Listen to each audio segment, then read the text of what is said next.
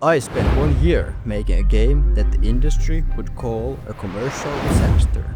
Stick around to the end of the video, and I will tell you exactly how much money my game has made so far. But first, let's go back to the beginning. It all started in October 2023.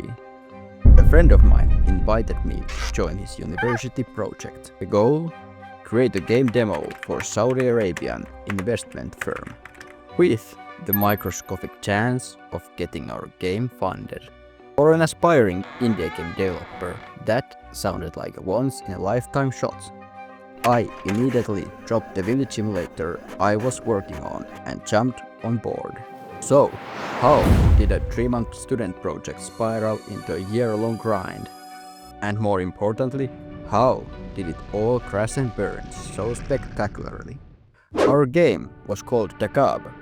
It's an asynchronous multiplayer auto-battler with card collecting and deck building. We used Midjourney to create some sleek concept art, and we built a professional pitch deck explaining the gameplay, the monetization, everything. The initial feedback was incredible. We were told our project was one of the most promising. The reps from the investment firm promised to get back to our school with the results.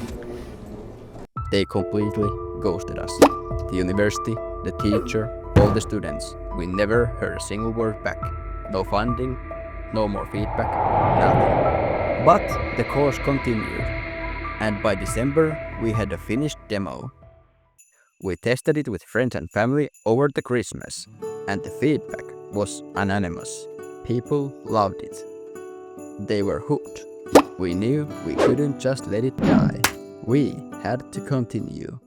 The first half of the year was a blur of progress. We got accepted into Living Game Intelligence Network incubation program, which gave us amazing feedback. We got the game into open testing on Google Play, adding more cards, polishing mechanics. It felt like we were on track to launch by the end of the year. Of course, we were doing this part-time. I was working as a programmer at a startup, and my co-founder was still in a school. And then, the first crack appeared. Our third member had to leave the project for personal reasons. Suddenly, our workforce was cut by third on a game that was already scoped for 3 people. That was bad, but it was nothing compared to the nightmare that was waiting just around the corner. It started with simple notification from Google. We needed to update our API level. Seems routine, right? Wrong. We spent weeks wrestling with Gradle errors. It felt like every single Google API we had to touch from Google Play games to this took more time than programming entire features for our game. After a massive struggle, we finally got the new version built and uploaded. We went to sleep, relieved. The next morning, we woke up to this email. Our developer account was terminated. Please don't try to make new accounts. Our game was gone. Banned. Wiped off the store in September.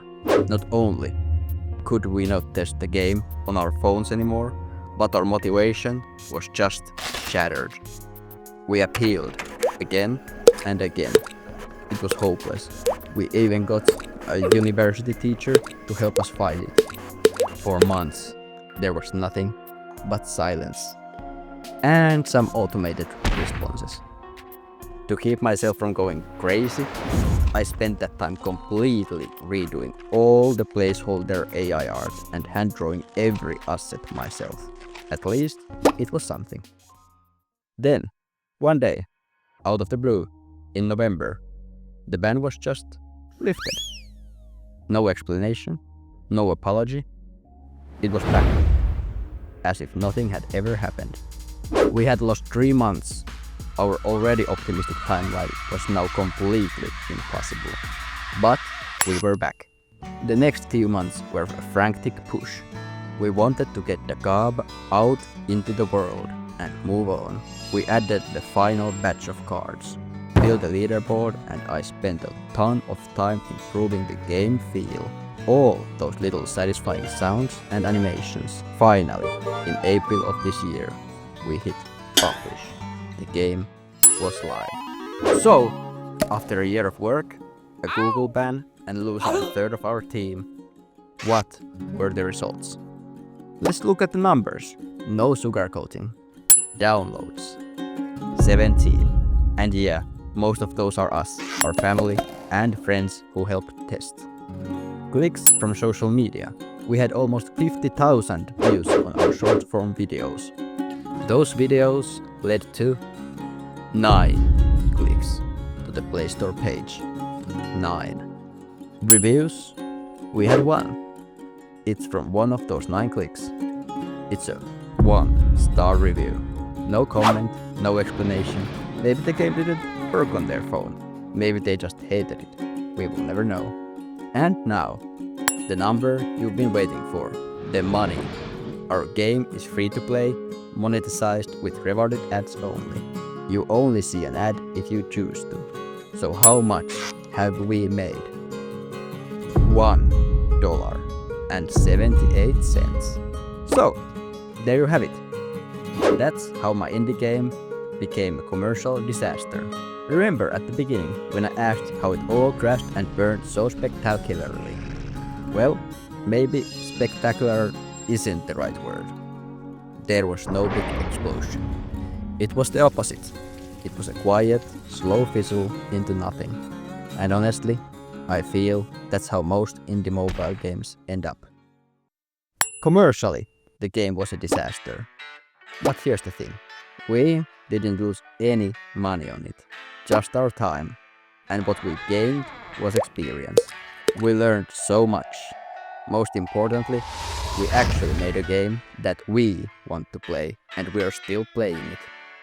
And if by some miracle DACAB ever finds its audience and starts to generate actual revenue, I would love to start adding new features and making the game even better.